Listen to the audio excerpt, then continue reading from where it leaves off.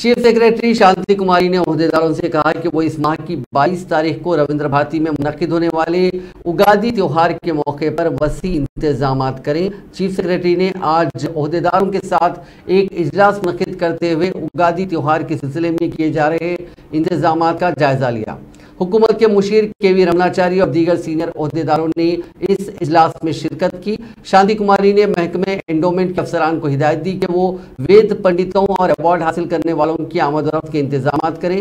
محکمہ ثقافت سے کہا گیا کہ وہ ڈائز، سٹیج کی سجاوٹ، انویٹیشن کارڈ کی چھپائی، بیٹھنے کے انتظامات اور کوی سمیلن کے لیے مناسب انتظامات کریں۔ واٹر بورڈ کو پنڈال میں پینے کے پانی کی فراہمی کو یقینی بنانے کی ہدایت دی گئی۔